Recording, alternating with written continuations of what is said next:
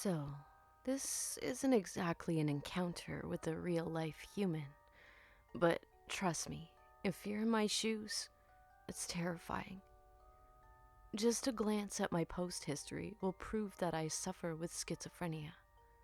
So I've had run-ins with particularly disturbing hallucinations.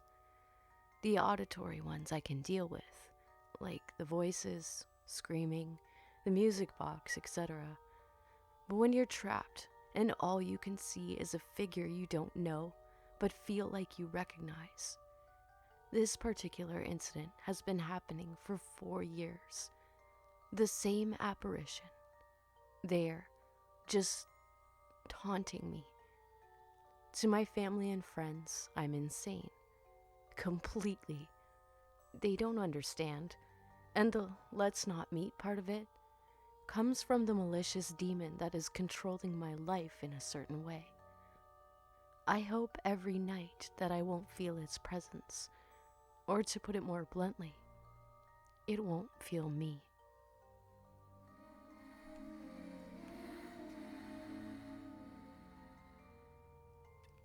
Before even starting this story, I want to acknowledge that I fully put myself in this position.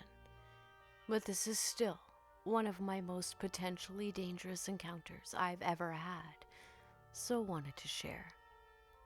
At the time, I was 19 and barely scraping together enough money to eat a few times a week, and I worked about a 2.5-hour walk away from my shitty apartment. This particular day was 2 days before payday, and I didn't have $1 to take the bus, so I decided to just walk to work, since I regularly walked that sort of distance anyway. I took off, and a couple miles into the trip, it started to rain. Like a total torrential downpour.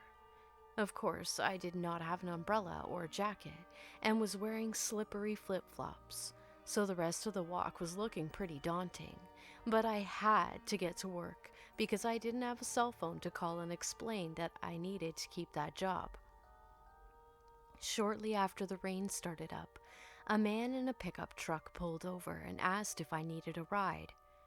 I knew full well that hitchhiking was a bad idea, but at the time I honestly didn't care. I was at a weird point in my life with a newly manifesting mental illness and really didn't think too much about putting myself in harm's way because I didn't care much about the outcome. So of course, I decided it would be better to get a ride with him than to walk the rest of the way. I get in the truck with him and tell him where I need to go. And he says, sure thing, and we start headed that way. He asks some strange questions, like where do I work, do I have a boyfriend, family in the area, etc. But I was just happy to have someone to talk to, so I answered them all and didn't think too much of it. We were getting close, like I could see the mall I worked at, and he'd asked if I'd like him to buy me a pack of cigarettes or anything. I said yes, that would be awesome. So he turns off course, but passes the gas station. He saw me look at him weird and just said, oh, he had to stop by his apartment and get his wallet. At that point, I knew things were weird, but again, I was more curious than afraid, so I was like, okay, sure thing. We get to his apartment, and it is in the basement of one of those super old giant houses people divide up into apartments, and it's the kind of stairs going down where you go below ground level outside with the concrete going up on both sides. There are no windows whatsoever. I said I'd wait in the truck, but he kept insisting that I go in with him because he just got a new stereo and wanted to show me. I knew this was total bullshit. But again, I just wanted to see what would happen, so I went with him anyway. I guess my thought was that if things actually got dangerous or something, a fight sounded nice that day anyway, and if he won, so what? So let's see where this thing goes. Yes, I was that mentally ill at the time. I go down the stairs and step in the door. But I did at least have the smarts to not go in further than a few feet and keep myself between him and the door. He wanted me to go into another room with him, so I just said, "No, man, I've got to get to work. You're going to make me late. Get your wallet so you can get me my cigarettes and let's go." He went into another room for a minute and then came out with an open beer and handed it to me and wanted me to just have one beer with him before we left. Yeah, right, lol. I told him if he thought I was that stupid, he had another thing coming. I had been promised cigarettes and a ride to work, and that's what he was going to do, because otherwise we'd have a problem on his hands, because I literally don't give a fuck, and he doesn't know what I'm capable of. Bold statement for a 5'5", 19-year-old woman weighing in at 95 pounds, but again, mentally ill. Really didn't give a fuck, and was no stranger to fights, so I wanted to try my luck. Surprisingly, he put the beer down, said, "Well, okay then, let's go," and we went back outside and got back in the truck. He did go to the gas station and got me cigarettes, and then he dropped me off at work as promised. When he dropped me off, he said something to the effect of me being a lot more bold than I looked like I'd be, and I'm so sorry for the trouble. And that was that. Never saw him again. I still don't know what his intentions were with taking me to his apartment, but I can't imagine that they were good. Even though my mental illness got me into that situation, I think it probably also saved me by keeping me from being the easy target he was expecting. I still can't believe I ever accepted a ride from him, and much less that I followed him into that apartment out of curiosity. But thank God it all turned out just fine. Probably should have gotten his plates and called the cops or something, but I didn't because I had my cigarettes and was at work, so I was happy and didn't even think of it. So man with the pickup truck, let's not meet again. Edit. Time is probably more accurate than my miles guesstimate.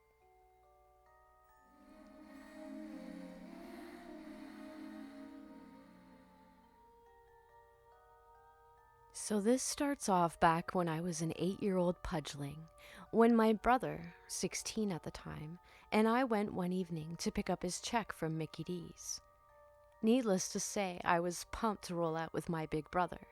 Not only was it the siren song of MSG, but would be the first time I drove with my brother. See, he had just got his license and had a sick, old-school van complete with shag carpet. Now, mind you, I wasn't allowed to drive with him by strict order of my parents, but it wasn't that far, and he was 16, so, fuck that. I remember clearly him popping his head in my room and saying, "Hey, Booga, wanna go on an adventure?" Heck yes, I do. So we embark on our adventure, and I am co-pilot, so under strict orders to DJ and look out for quicksand. 'Twas clutch, and the ride to his work was uneventful. We pulled into the parking lot, and as he turned to me, asked if I'd like to stay in the van, and he'd leave it running. Word the fuck up, yes I do. There was a promise of French fries, so all was well with the world. It was autumn, and at the cusp of nighttime. The darkness was almost in full bloom, and just beautiful, as fall is where I live, but a smidge eerie. The parking lot is not exceptionally busy, just the dinner crowd, and all that good stuff. A few minutes pass, and I'm getting profoundly bored. I can see my brother yucking it up, so needless to say, I am not worried. Well, not yet. See, I was staring dumbly out into the parking lot when I noticed this old car in the lot idling its engine. Now, the parking lot wasn't bustling, but people were coming and going, so whatever. But you know that feeling? Ma used to call it the uh-oh feeling. You can get sometimes, when things just seem off-kilter. That's how it was, 'cause this guy was idling in his car and was giving the van murder eyes. Here's the thing, though. This was an age before cell phones and beepers were still hip. So now my eyes have locked on this guy, and in the dim light, I can see he is looking right back. We were raised with the stranger danger shit, and my mom was into true crime, so she did not relent from scaring the shit out of us. So, needless to say, I am grilling this guy, and I feel a little nervous. Luckily, my brother has picked up his check and is heading back to the car. Phew. That was it, guys. We pulled out of the parking lot, and I was flooded with relief. Until I saw the car rolling out after us slowly, keeping a reasonable distance. I watched the car gradually pick up its pace, following us. My brother tosses me my bag of fries, and I flinched, fumbling the bag, spilling them everywhere. What the fuck? He glanced at me and realized something isn't right. Babe? He asked, much more softly now. Why is he following us? My brother was confused, then just laughed it off, told me not to worry. But as we got farther away from his work/town center, the car gained speed. It grew quiet. So fucking quiet, despite even with the radio on. He was watching now too. Suddenly, he sped up and took a random right turn down a side street and didn't notice the car. We were really close to home, so I relaxed a bit. We laughed a little about it and went on our merry way. A few streets away, we pulled up to a red light. We're laughing, and he has his head turned to me when I notice a face at the window, which was open. I screamed as this burly monster grabs my brother by the throat. I'm screaming and sobbing, realizing my brother is going to be killed, and I will be turned into a jacket. My brother struggled wildly with this guy, was huge, and yoking my brother up trying to claw the door open/beat the shit out of him through the window. I screamed and begged him to stop. Don't kill my brother. Suddenly, something clicked in my brother's head, and he reached his arm out the window and took hold of the guy's arm and fucking gunned it. He held on while this guy screamed in panic, and then my brother hit the brakes with the force of 1,000 suns and sent the guy tumbling across the asphalt. We peeled out of there and got home. When my brother told my parents, my dad said, "Let's get in the car, let's find this cunt." They didn't, but the police later did. My dad went to court with my brother. My father, a 6'4" man beast, took all the information he could get and told the judge pointedly, "You really should just let me handle this. I really believe if my dad had found him that day, my dad would be in jail for murder." So I guess we were doubly lucky, 'cause my dad didn't, but yes, creepy. Allegedly, my brother cut him off or something. I don't know, but all I do know is I hate driving.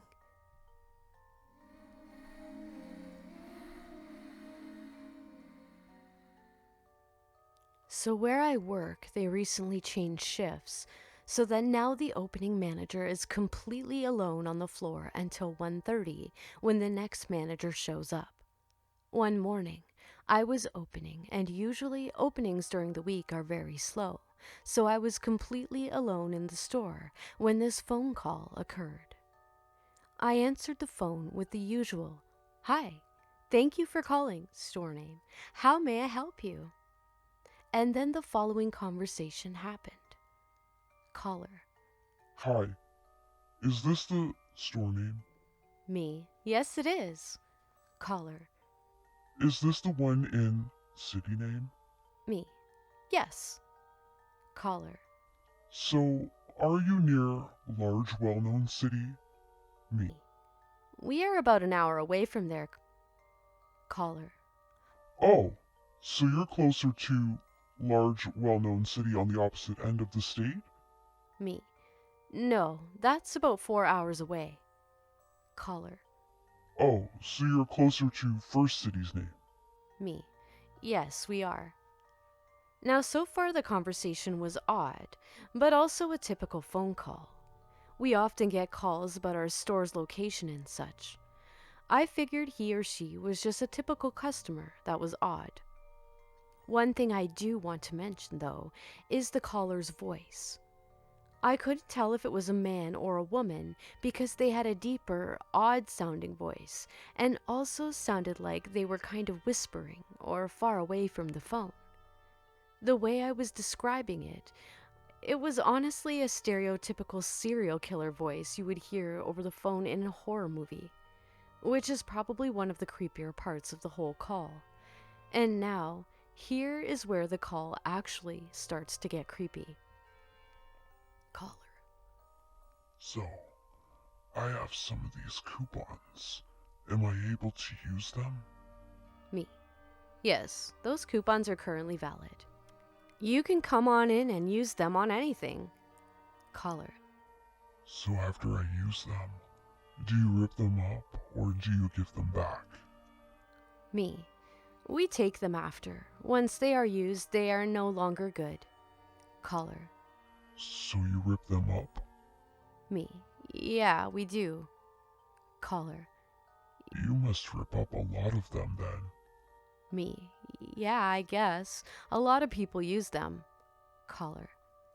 Do you rip up a lot of mail at home? Me. Yeah, I guess so. Caller. Your hands must never stop ripping. Rip, rip, rip. Me. I guess. Caller. So how much mail do you rip up at home? Me. I'm not sure. Caller. What kind of mail do you rip up at home? Me. Excuse me? Caller. What kind of mail do you rip up at home? Me. I guess anything I don't need? Caller. What 6 or 7 specific companies do you rip up mail from? Me. Not wanting to give away any information. I don't know. I don't know any specific companies. Caller. Well, what 6 or 7 companies do you rip up mail from? This is for a school project. What 6 or 7 companies? Me. I don't know. Caller. Try to name some. Me. I don't know. Caller. How many pieces do you rip your mail into? Me. I'm not sure. It depends. Caller. How many pieces do you rip your mail into? Me. I don't know. I haven't counted all the pieces of mail. Caller. Straight down the middle would make the most sense. At this point, someone came in the store, and so I told them I had to put them on hold, and I hung up. I stayed on the line for so long because at first they seemed like just a really odd customer, then started to get creepier. The whole time they were talking in a super creepy voice and would become slightly agitated when I told them I don't know. I was really shaken up by the call and wasn't sure what to do about someone acting like a customer and then using the creepiest transition into asking me about my mail. It left me with so many questions. Who is the caller? Why did they call? Was that a scammer? If that was for a school project, what the hell kind of project is that? I was thoroughly shaken up after the call and contemplated contacting the district manager. But then my other manager came in for her shift early, so I was no longer alone. But to the caller asking me about ripping up my mail, let's not meet.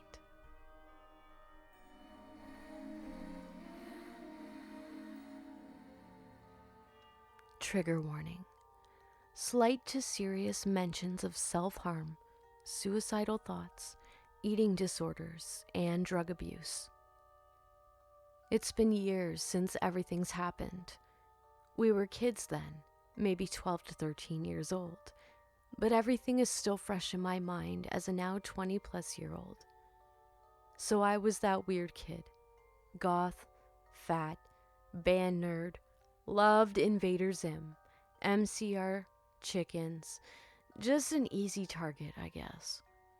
And he was also part of this subgroup of alternative kids in the sea of angst and image issues that was middle school. We went to a school that was predominantly thug and gangster kids, but everyone seemed to be fairly calm and coexisted with each other very well. I wasn't ever able to fit in anywhere, not among the goth, emo, or punk kids, not with the anime kids, not with the band kids either. I just never felt like I ticked enough boxes in one particular group to feel welcomed or included to stay. For the first 2 years, I would sneak away during the lunch rush and hide in the library when it was dead. I would read Goosebumps or R.L. Stein's Fear Street collection, or I would hide away on the computer and print out coloring pages of GIR and save them in a folder. After a while, the librarian kind of got the hint and just welcomed me every time I walked in and let me stay until the lunch bell. I didn't want to even remotely have the option of getting my tray of food and standing around awkwardly, looking for a place to sit when other kids robotically gravitate towards tables they've claimed with their friends, not giving a second thought as to where they would have to go. I would even go so far as to have my parents drop me off at 4 or 5 in the morning when my mom would drive to work. That was the time the custodians would do their walks, and they would see me and let me in so I wouldn't stay outside in the dark. When I would wait by the band hall until my director showed up, and he would let me practice all morning until I had to leave for first period. All the kids standing around and mingling with each other while I just stood there with my backpack by the stairs, and no one would even walk in my direction. That's just something I didn't want to go through anymore. I just felt so lonely being surrounded by all these people, and it just made me despise myself. What did I do wrong that just pushed people away so much? How did I come to be this person wallowing in self-sorrow so young? I really never got answers. I guess peer influence is a worse thing than I imagined. Okay, I'm sorry. I didn't really mean to paint a picture for you about how much of a sad little victim I was. I just really want to give you guys the exact backstory and reality that was 3 years of my life and how I experienced this time. And how already out of place I felt existing there. He was this real big dude. We'll call him Miles. Twice my height and weight, but was loud and cool and was friends with all these older kids. So in turn, all the kids our age really liked being around him because he was just so fucking neat. He liked cool-ass punk music and listened to new hardcore music coming out like A Day to Remember and Come Back Kid. I remember the first time I saw him.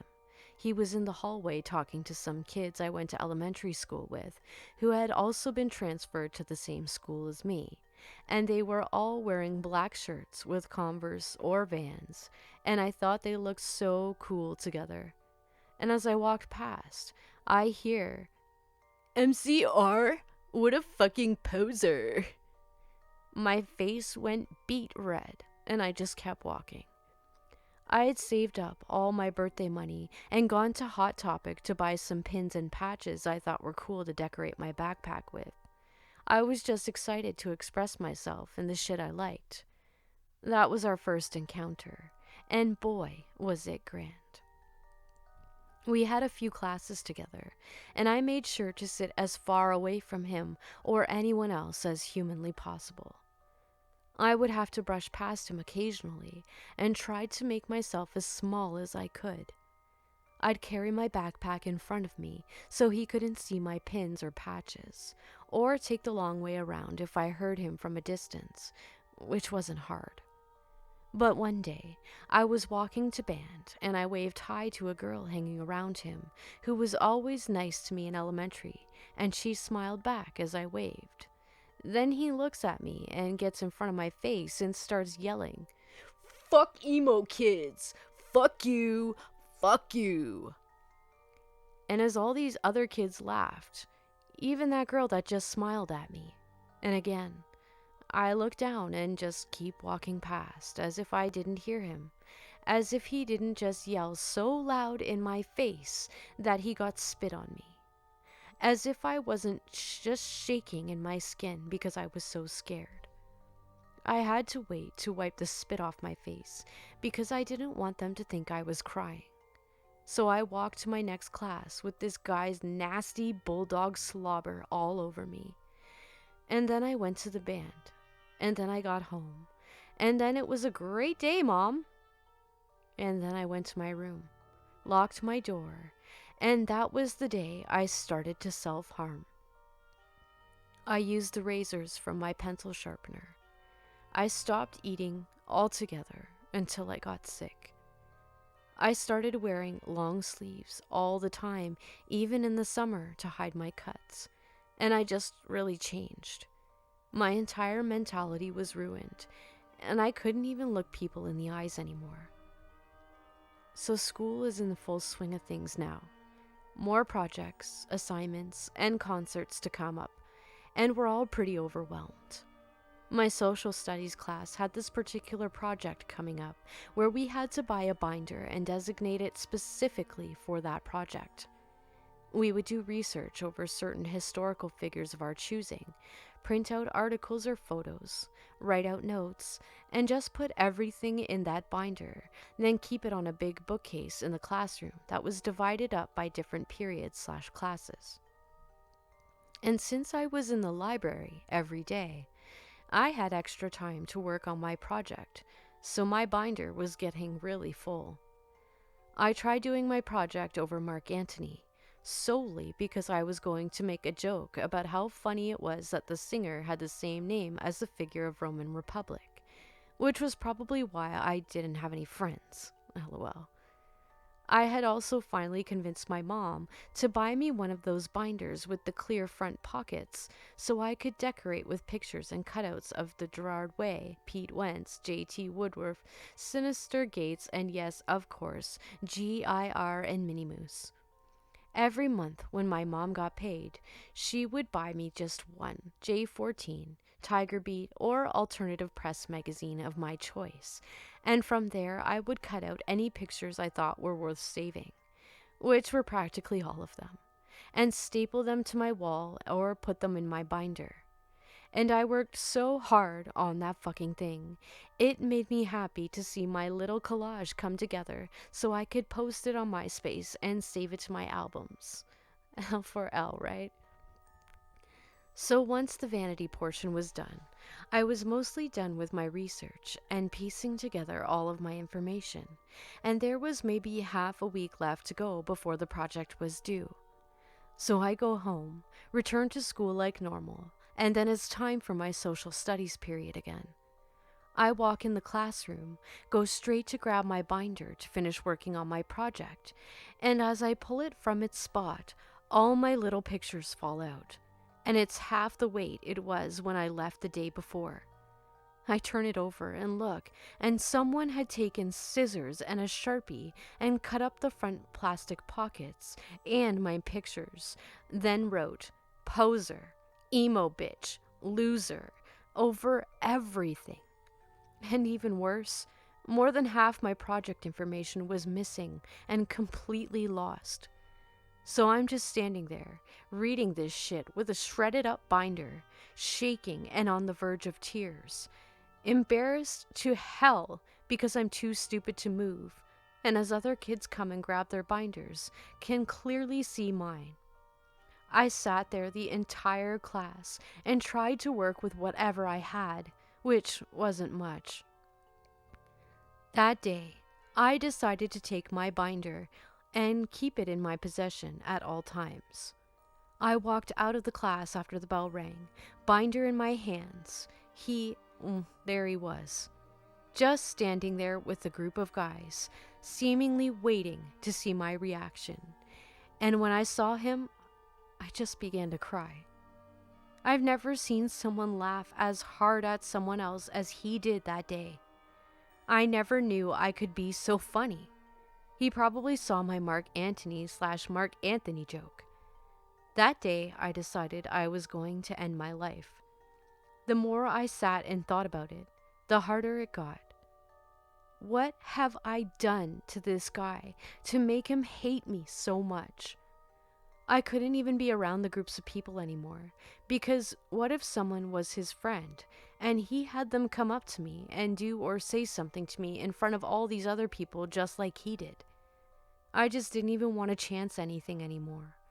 I didn't want to live in fear, so I decided I'd rather not live at all. As I was writing out my letters to my family, I became more and more emotional. First, the letter to my grandparents, then the one to my mom, and then I broke down in a sobbing mess when I started to think about my little sister and how she would grow up one day with this letter forever in her mind. And oh God, even worse, what if she was the one who found me bleeding to death and cold as sin? I couldn't handle that idea in my head. That's what stopped me. I think my little sister saved my life without knowing it. She's 20 now, and I've still never told her. I'm just glad I didn't go through with that. I told myself I could push through the pain, and I would just keep cutting to put up with it. I swear to you, I could go on forever about the times he put shit in my chairs. Like the time he put black paint on it so it would blend in and I wouldn't see it until after I sat and got back up. Or even had other people put shit in my chairs. How he would brush past my shoulder with such strength that it knocked me back or knocked my backpack off my shoulder, ruined my stuff, just made my life a complete nightmare. Just to turn around and want to fuck me in high school when I dropped all of my weight, got a little bit more cool, and got over caring about what anyone else thought about me. Funny how that works, right? High school was fairly calm, and I could always avoid him. I usually even ate lunch.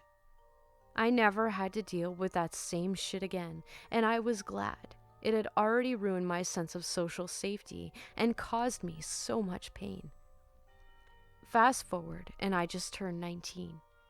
An ex-friend of mine tells me he sees Miles on the corner of a gas station asking for change, that he looks horribly skinny and sick, like an addict. For years, I would pass by that area when I was around and try to see him. A fucked up part of me really needed to see him in that state. It's terrible, I know, but I just really wanted to witness this full circle bullshit. But I never got around to it. He was never there when I passed by, so I just eventually grew tired and gave up. Fast forward a few more years, and I find out he's died of a drug overdose. A friend of mine breaks the news to me, and after a few seconds to process it, I can only say, "Sucks." And she looks at me with the oddest face. I've never really told anybody about what he actually put me through, how it fucked with my head for years to come, how I experienced those 3 years of middle school fun. He was too cool. No one could tell him shit because fuck them. He'd never listen. He always did whatever the fuck he wanted, whenever the fuck he wanted. He was too fucking cool. And now he's dead. Because of his own choices. I went to read his online obituary and read some of the people's comments about how big of a smile he had, how kind and warm he was, and how he was such a cool dude. Yeah, sure. I saw that big old smile the day I thought I was going to kill myself. I noticed how warm he was. When he got so close to my face, I could feel the heat of his breath as he yelled at me.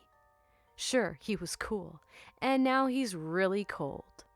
A part of me wants to feel bad, only because he was so young and wasted the opportunity of life he was given. But a majority of me doesn't, and I'm still not sure if I should care or not. I had a dream about him recently, and that made me make a profile and come on here to share my story. finally. In my dream, he was just talking to me, and I was staring at him, but couldn't speak. He was telling me about this car he found in a lot, and how he knew a guy who could design the hell out of it and turn it into one badass show car. I have no idea what that dream meant, but Miles, stay out of my fucking head. Let's never meet again.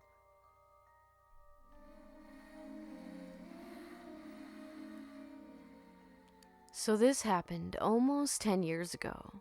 I got reminded of it by reading a story about airplane harassment. I took a gap year before starting uni, and one of my friends was back for the weekend from university. Yay, party time! Got ready, had pre-drinks, and out of the town. The whole 3 clubs. We went. We were having fun getting turns and getting rounds in.